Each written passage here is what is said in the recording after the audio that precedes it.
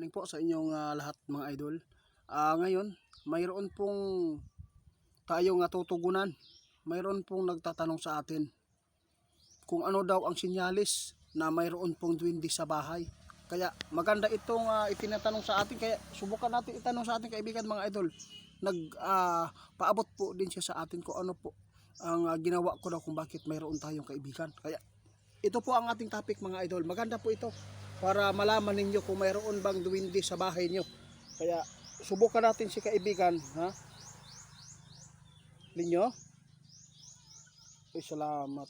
Linyo, tungkol po ito sa nagpaabot sa amin ba? Ano po ba ang sinyalis po na kung mayroon pong duwende sa bahay na nakatira? Ano po ba ang sinyalis na pwede po ninyong maibahagi? Baka mayroon kayong experience dyan na yun po ang ginagawa ninyo.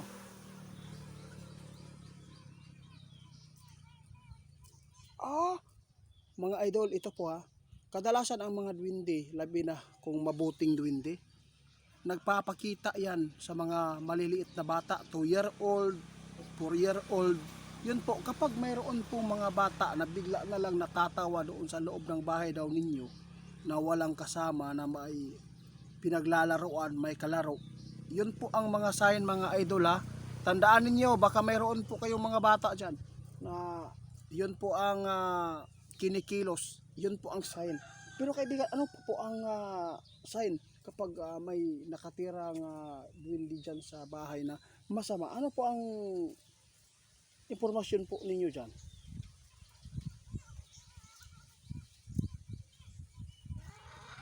Nako po guys, ito po ang sabi ng ating kaibigan, kapag mayroon pong nakatira din po na duwende sa bahay na masama, lagi po kayong magkakasakit. Kapag pumupunta kayo sa manggagamot, ang kanilang ipinapaabot, kinukulam, ay hindi pala daw. May mga gumagawa pala ng mga elemento doon sa inyong bahay. Kaya masama yung sign na yan mga idol. Ibig sabihin may nakatira sa inyo dyan na masama. Pero kaibigan, marami pa ang gustong malaman nila kung bakit daw makapagkaibigan po ang mga tao ng duwende.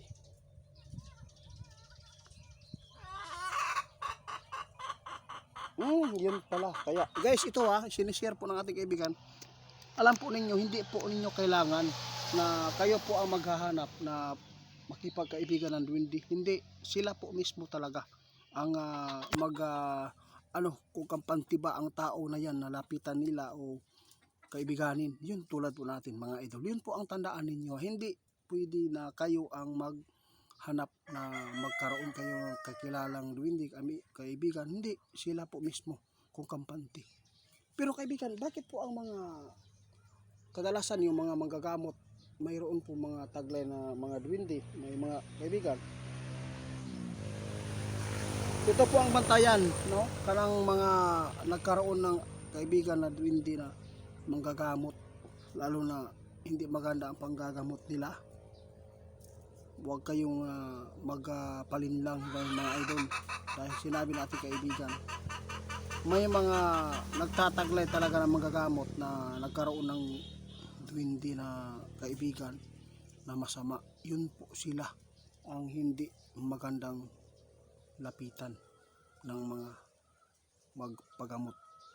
Ang sign po yan mga idol, pag nagpagamot ka sa kanila, bumubuti ang katawan mo. Pagbalik mo sa bahay, yun naman, parang masama na po ang pakiramdam din. Ibig sabihin yan, hindi maganda yung duwende na yan, at hindi maganda yung manggagamot na yan na may taglay na hindi kaaya-aya po na kanilang ginagamit ng mga panggagamot. Yun po ang sabi ng ating kaibigan, hindi po ako ang nagsasabi.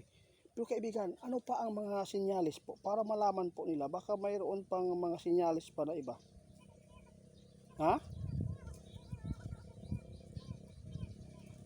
Ay, mga idol, ito po kapag mayroon kayong gold na nasa bahay, nilagay po niyo sa CR, doon sa misa, kapag nawala yun, mga idol, yun po ang mga sign na hiniram nila Pagkatapos nang hindi mo naman hanapin, bumalik naman, yun. Yun po ang mga sign na mayroon po mga duwende sa bahay nyo. Tulad po ng sinabi ng ating kaibigan yun, kapag mayroon kayong anong tawag dito, lock yung sa pintuan, kahit na lock na ninyo, pero bakit ay biglang na open, no? Na nilock naman ninyo. Ibig sabihin yan mga idol, kadalasan may mga elemento ng ganyan, hindi lang mga duwende mga idol. Oo, nakasulat nga. Totoo yan mga idol. Ang mga elemento nakasulat na yan sa Biblia eh. May mga ganyan talaga na mga elemento. Kaya totoo talaga ang mga elemento na falling angel. Kaya yung mga naghahanap na gusto makipagkaibigan ng duwende, huwag po ninyong pangarapin yan. Dahil sila po mismo ang lalapit sa tao kung sino po ang kanilang makampantihan. Kaya sa lahat po na nagtatanong ha, yun po ang mga sign ha, na kung mayroon pong sinyalis na may duwende po sa inyo, yun po. May mga gamit kayo nawawala. Pagkatapos may mga bata na maliliit, mga 2-year-old o 3-year-old, parang natutuwa ang bata, parang may nakikita. Yun po sila. Sign yan. Kaya ito ay ipinapaabot ko para malaman ninyo. Mga idol, salamat po sa inyong pagsuporta. Paki-report, no? Paki-report kay Gosander 88 Fans 2.0 dyan sa Facebook at TikTok dahil napakarami na po niyang na-scam, mga idol. Salamat. Linyo, salamat ha.